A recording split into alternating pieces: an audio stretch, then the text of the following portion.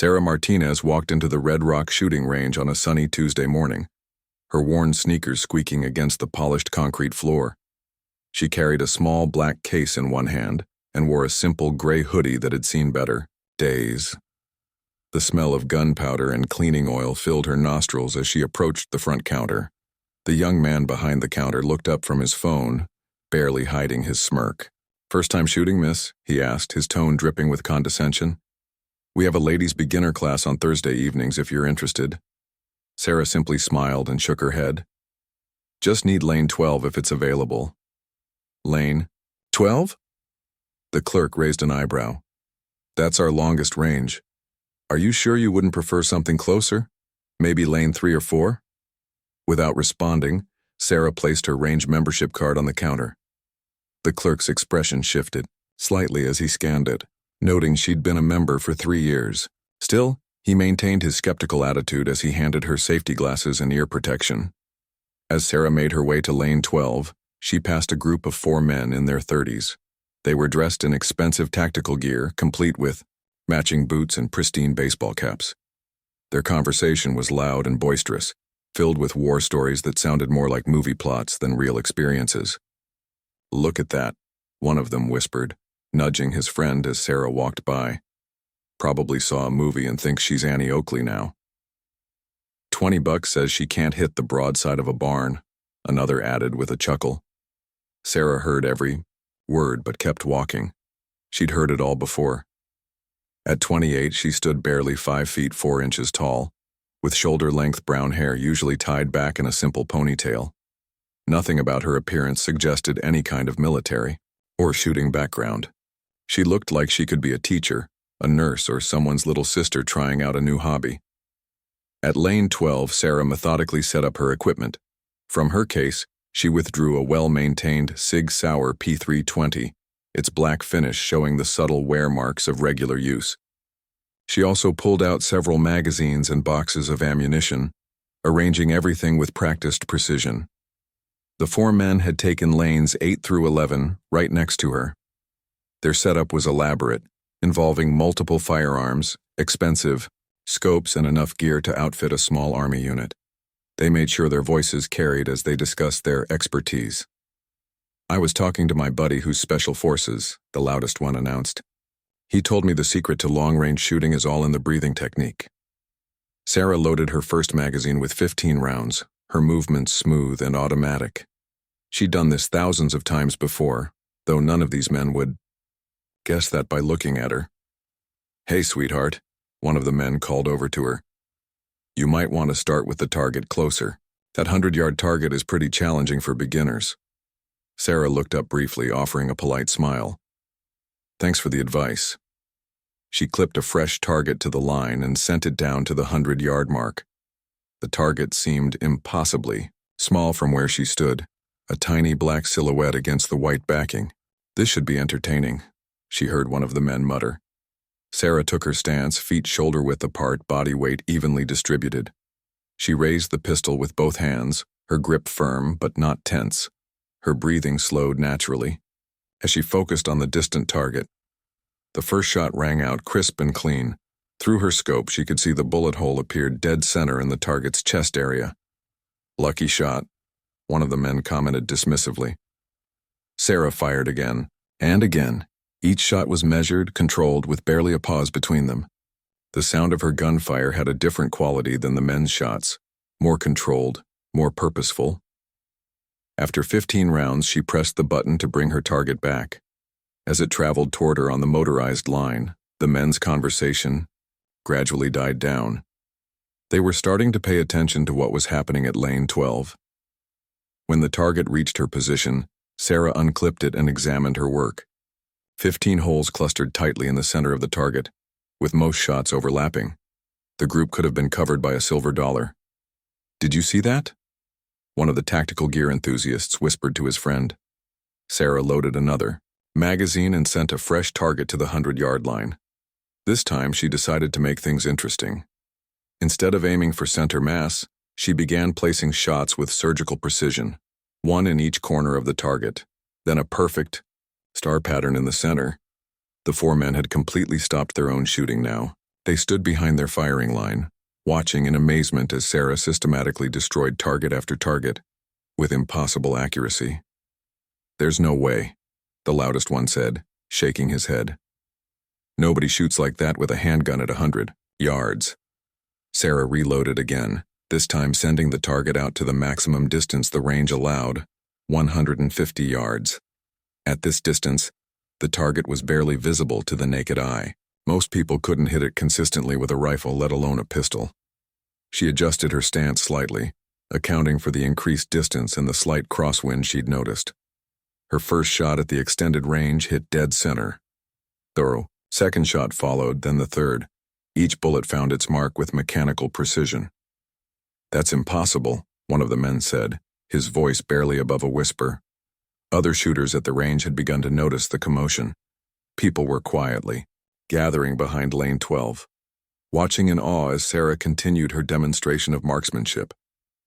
Even the range safety officer had wandered over, his professional curiosity piqued by the display of skill. Sarah finished her second magazine at the 150-yard line, then brought the target back. The result was the same, a tight group of holes clustered exactly where she'd intended them to be. The four men in tactical gear were no longer making jokes or offering advice. They stood in stunned silence, their expensive equipment suddenly seeming inadequate and their boastful stories hollow. Sarah began cleaning her pistol with the same methodical precision she'd shown in her shooting. Every movement was practiced, automatic. She field-stripped the weapon quickly, running a cleaning rod through the barrel and wiping down each component. "Ma'am," the range safety officer approached her cautiously. "That was some impressive shooting. Mind if I ask where you learned to shoot like that?" Sarah looked up from her cleaning, offering the same polite smile she'd given everyone else. "Just had some good teachers." But as she rolled up her sleeves to better reach her cleaning supplies, something became visible that made the range safety officer's eyes widen in recognition. The tattoo on Sarah's left forearm was partially visible now, peeking out from beneath her rolled-up sleeve. It wasn't the typical design most people might expect from someone who looked like her. The range safety officer, a former Marine named Dave, caught just a glimpse of what appeared to be a military insignia before Sarah noticed his stare, and casually pulled her sleeve back down. The four men in tactical gear were still processing what they'd witnessed. Their expensive equipment lay forgotten on the counter, as they tried to make sense of how someone who looked like a college student had just outshot anything they'd ever seen. "Maybe she's some kind of Olympic shooter," one of them whispered to another. "Olympic shooters don't typically train with tactical scenarios," Dave the range officer replied, having overheard their conversation. His 20 years in the Corps had taught him to recognize real skill when he saw it. Sarah finished reassembling her pistol with the same fluid efficiency she'd shown throughout the morning. Each piece clicked into place with practiced ease. She loaded one final magazine and prepared to shoot another series. "Mind if I ask what kind of training you have?" Dave ventured, his curiosity getting the better of his professional discretion. "Various types," Sarah answered diplomatically, checking her watch. She had another hour before she needed to be anywhere else. This time, instead of sending the target to maximum distance, she set it at 75 yards. But rather than aiming for the standard bullseye pattern, she began shooting what appeared to be random holes across the target surface. The tactical gear enthusiasts watched in confusion as Sarah placed shots seemingly at random, some high, some low, some left and right of center. It looked like she'd suddenly forgotten how to shoot. "See, I told you those other shots were just lucky," the loudest one said, his confidence returning. "Now she's shooting all over the place." But Dave was studying the target more carefully, through his binoculars. After Sarah had fired 20 rounds in this apparently random pattern, he began to see what she was actually doing. "Holy shit," he muttered under his breath. When Sarah brought the target back this time, the reason for her seemingly erratic shooting became clear. She had shot out letters across the target surface, spelling Semper Fi in perfectly formed bullet holes. Dave's jaw dropped. Writing words with bullet holes required not just exceptional accuracy, but an understanding of ballistics and target dynamics that went far beyond civilian training. This was the kind of skill that took years of military training to develop. The four men fell completely silent now. Their boasting and commentary died in their throats as they realized they were witnessing something far beyond their understanding. Sarah noticed their sudden quiet and glanced over at them with that same polite smile. "Everything okay over there?" "How did you—" one of them started to ask, then stopped, apparently unable to form the question. "How did I what?" Sarah asked innocently, though there was a hint of amusement in her eyes. Meanwhile, word was spreading throughout the shooting range about the remarkable display happening at Lane 12. Other shooters had begun gathering at a respectful distance, watching as Sarah prepared for what appeared to be her final demonstration of the day.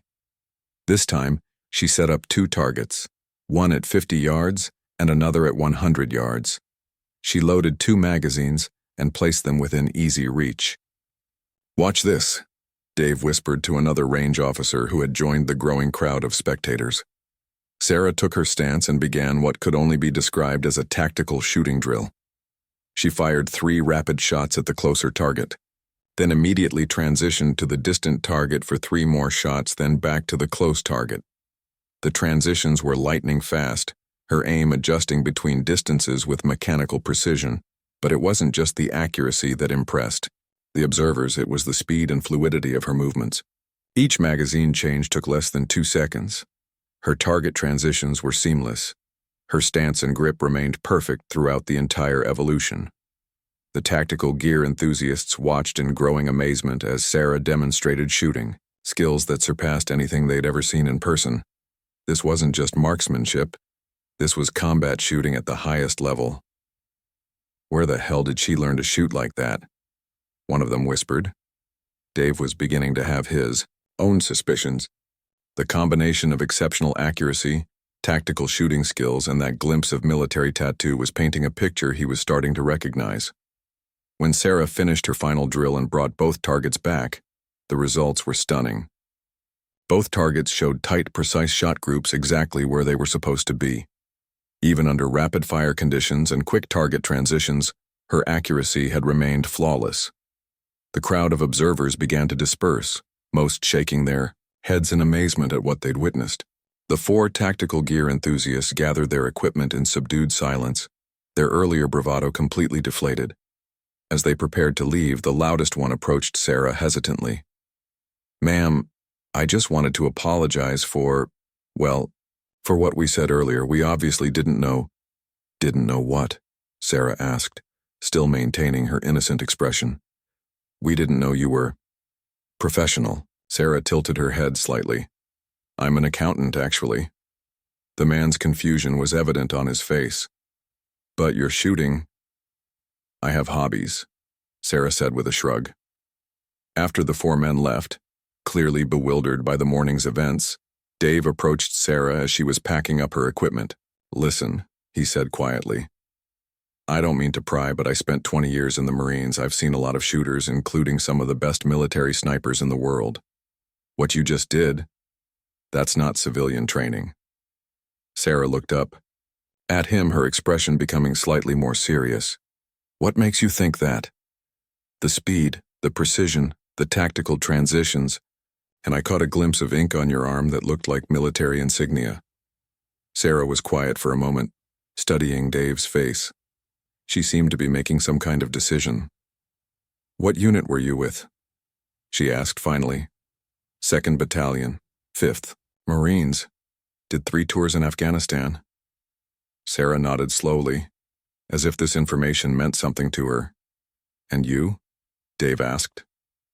Before Sarah could answer, the front door of the shooting range opened and a man in civilian clothes walked in. He was tall, probably in his early 40s, with the kind of bearing that immediately suggested military background even without a uniform. Dave noticed him immediately. There was something about the way the man moved that commanded attention. His eyes swept the range professionally, taking in details most people would miss. The man approached the front counter and spoke quietly to the clerk, who pointed toward Lane 12. As he walked toward them, Sarah looked up and saw him coming. Her entire demeanor changed in that instant. Sarah's posture immediately straightened when she saw the approaching man. Without thinking, her movements became more formal, more precise. Dave noticed the change instantly. It was the same transformation he'd seen countless times when junior. Marines spotted a senior officer. "Martinez," the man said as he reached their position. His voice carried the unmistakable authority of someone accustomed to command. "Sir," Sarah replied, her casual demeanor replaced by something approaching military bearing. Dave felt his own instincts kick in. This man radiated the kind of presence that came from years of leading others in high-stakes situations. Everything about him, his posture, his awareness, the way his eyes constantly scanned the environment, screamed special operations. "I heard there was quite a demonstration here this morning," the man said, his gaze taking in Sarah's equipment and the targets she'd been using. "Just maintaining proficiency, sir," Sarah answered. Dave watched this exchange with growing fascination. The dynamic between these two people told a story that was becoming clearer by the moment. "Mind if I ask who you are?" Dave interjected, his Marine background making him bold enough to address the obvious authority figure. The man turned to Dave, sizing him up in a glance. "Commander Jake Morrison, Naval Special Warfare Command." Dave's eyes widened. Naval Special Warfare Command meant this man was a SEAL, and not just any SEAL. A commander was high-ranking, someone who had proven himself in the most elite units the military had to offer. "And Martinez here," Commander Morrison continued, "is one of the finest operators I've ever had the privilege to work with." Sarah's cheeks colored slightly at the praise. "Sir, you don't need to." "Actually, I do," Morrison interrupted. "Especially after what I heard happened here today."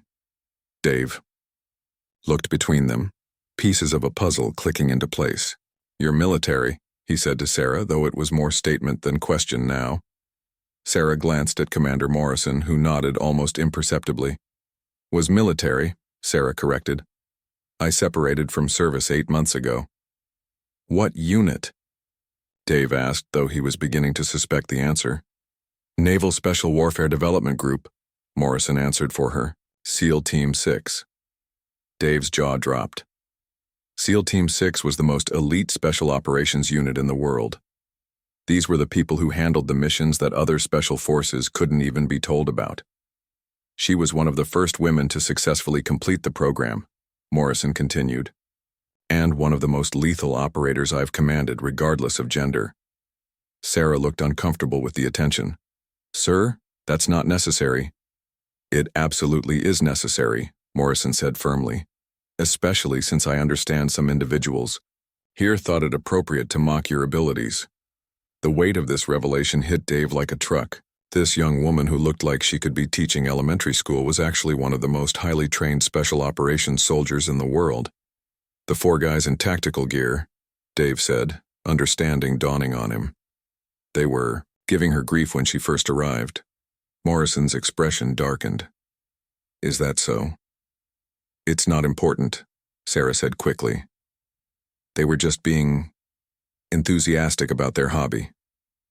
"Their hobby," Morrison repeated, and there was something dangerous in his tone. "Tell me about this hobby." Dave found himself explaining the morning's events, how the 4 men had mocked Sarah's appearance, made jokes about her shooting ability, and generally treated her like a complete amateur who had no business on a shooting range. As he spoke, Morrison's expression grew increasingly grim. When Dave finished his account, the commander was quiet for a long moment. "Where are these men now?" Morrison asked. "They left about 20 minutes ago," Dave replied. "After watching her shoot, they were pretty quiet." "I imagine they were," Morrison said dryly. Sarah was looking increasingly uncomfortable with the direction of the conversation. "Sir, with respect, it really wasn't a big deal. People make assumptions all the time." "People making assumptions about one of my operators is absolutely a big deal," Morrison replied, "especially when those assumptions lead to disrespectful behavior." Dave was studying Sarah with new eyes now. The casual way she'd handled her weapon, the precision of her movements, the tactical awareness he'd noticed but couldn't quite place. It all made sense now. "How long were you with the teams?" Dave asked. 6 years, Sarah answered. 3 with regular SEAL units, 3 with development group. "That's why you separated?" Dave asked, recognizing the look of someone who'd seen too much combat. Sarah was quiet for a moment. "It was time," she said finally. Morrison's expression softened slightly. "Martinez completed 4 combat deployments with exemplary service. She has commendations I can't even discuss in public." "And now you're an accountant?" Dave asked, still trying to reconcile this information. Sarah smiled for the first time since Morrison had arrived. "Seemed like a nice quiet job. Good benefits, regular hours. Nobody shooting at me. And how's that working out for you?" Morrison asked, though his tone suggested he already knew the answer. "It's—" Sarah paused, choosing her words carefully.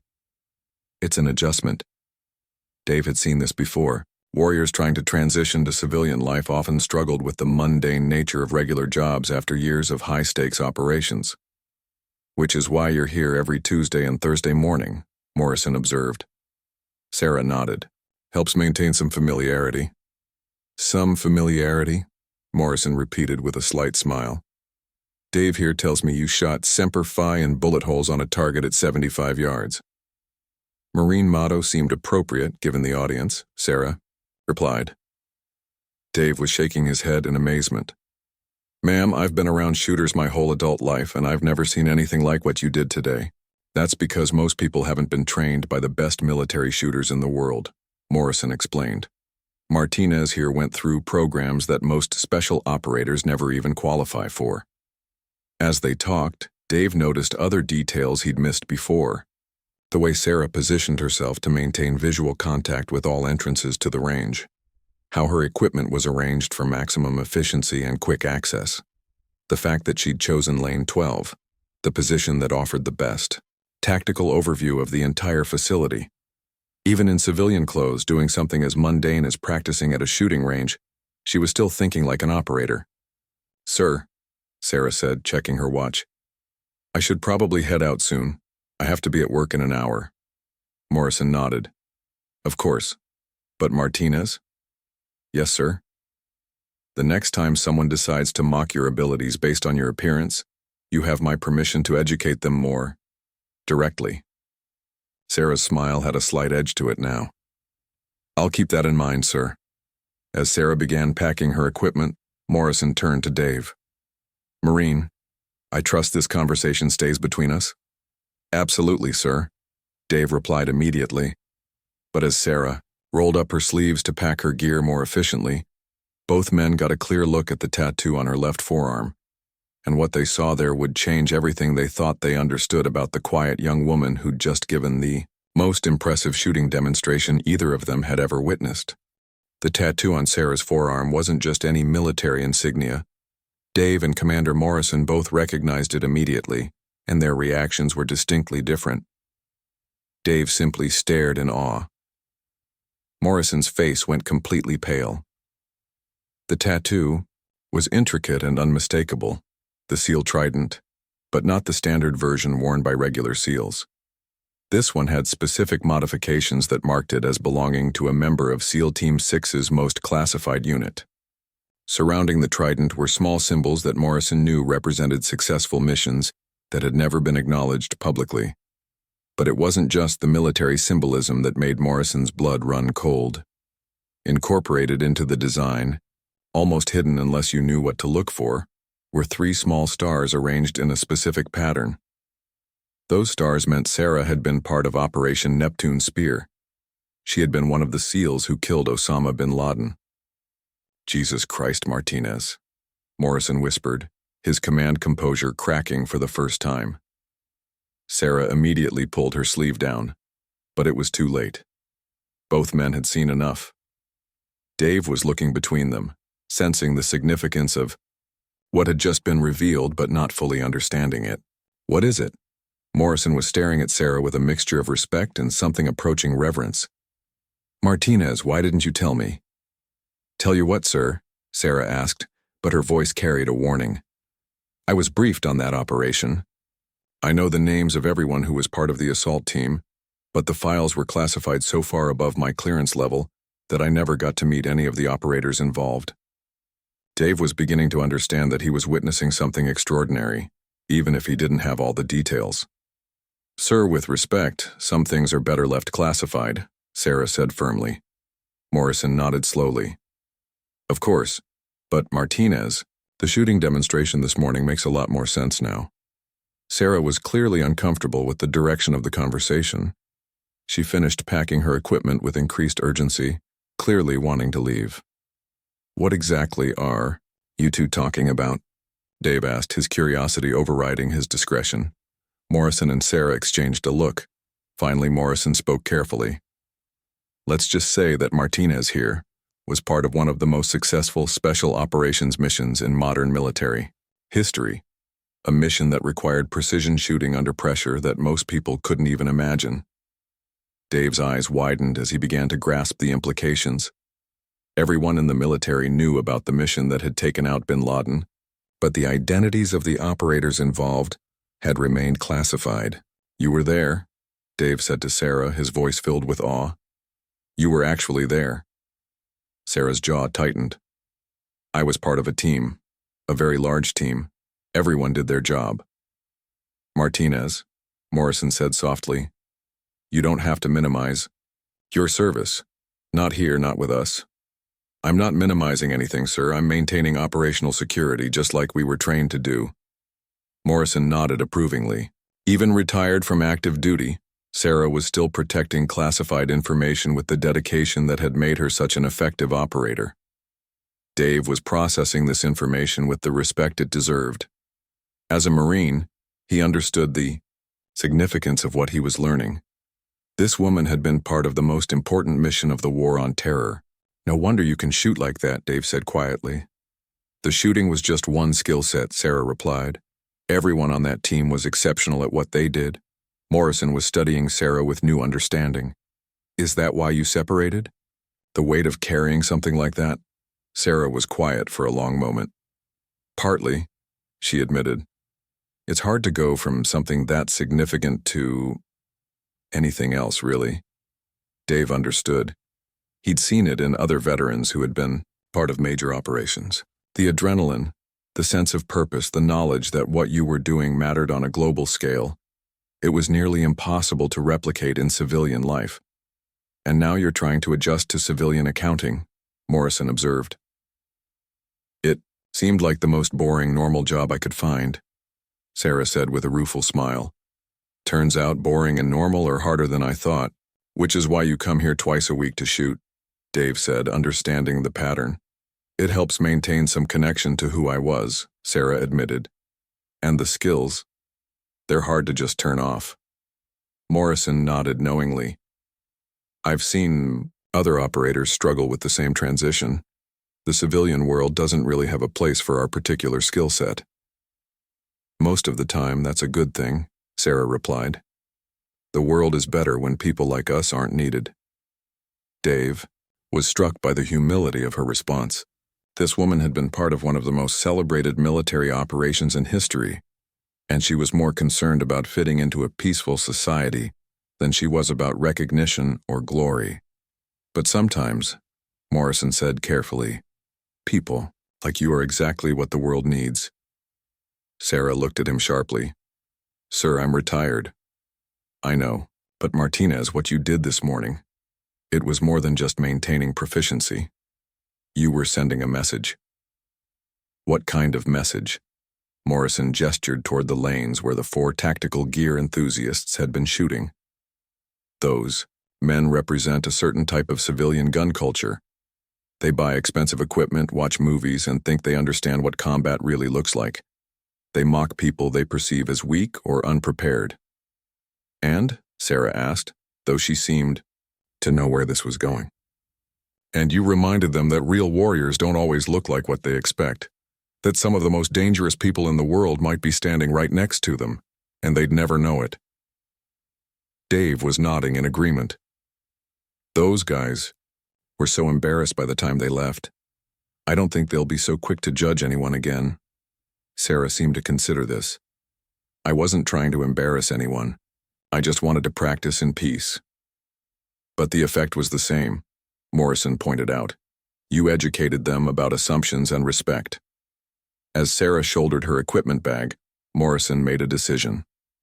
Martinez, I want you to know that if you ever decide civilian life isn't working out for you, there are opportunities. Consulting work, training contracts, security positions that would make full use of your skills. Sarah paused at the door. Thank you, sir. But right now I'm trying to figure out how to be normal. Martinez, Morrison called as she prepared to leave. Yes, sir? You'll never be normal. And that's not a bad thing. The world needs people like you, even if they don't always know it. Sarah smiled, the first genuinely warm expression she'd shown since Morrison arrived. I'll keep that in mind, sir. After she left, Morrison and Dave stood in comfortable silence for a moment.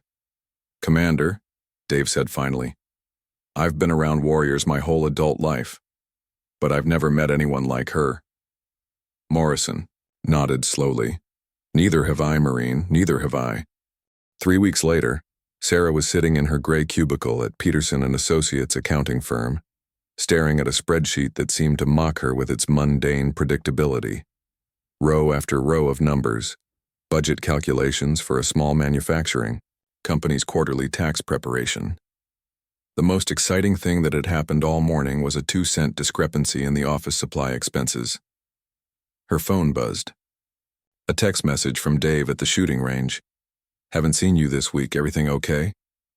Sarah realized she hadn't been to the range since the morning Commander Morrison had appeared. Something about that encounter had left her feeling more unsettled than usual about her civilian transition. She was typing a response when her supervisor, Mr. Peterson, appeared at her cubicle wall. He was a thin man in his 50s who wore the same style of brown suit every day and had never met a regulation he didn't love. Sarah, I need to discuss something with you, he said, his voice carrying that particular tone that suggested she was in trouble. Sarah minimized her phone and turned to face him. What can I help you with, Mr. Peterson? I've had some concerns brought to my attention about your background. Sarah felt a familiar chill run down her spine. My background? It seems word has gotten around about your military service. Some of the other employees are feeling uncomfortable. Uncomfortable how? Peterson shifted nervously, clearly not enjoying this conversation. Well, Janet from reception mentioned that she heard you were involved in some kind of classified military operations, and Mike from accounts receivable said someone told him you were in special forces. Sarah kept her expression neutral, though internally she was furious. She'd been careful not to discuss her military background at work, precisely to avoid this kind of situation. Mr. Peterson, my military service has no bearing on my job performance. I've been here 8 months, and I've never had any issues with my work quality or my interactions with colleagues. That's true, Peterson admitted. Your work has been exemplary. But Sarah, you have to understand our position. This is a small, family-oriented business. Our clients expect a certain atmosphere. Learning that we have someone with your kind of background working here has made some people nervous. My kind of background? Sarah's voice was getting dangerous, though Peterson didn't seem to recognize the warning signs. You know, military combat operations, weapons training, that sort of thing. It's just not the image we want to project to our clients. Sarah stood slowly from her chair, her movement controlled and deliberate. The other accountants in nearby cubicles were starting to pay attention to the conversation. Mr. Peterson, let me make sure I understand this correctly. You're concerned about employing someone who served their country honorably because it makes people nervous? Now, Sarah, it's not personal. It sounds very personal to me.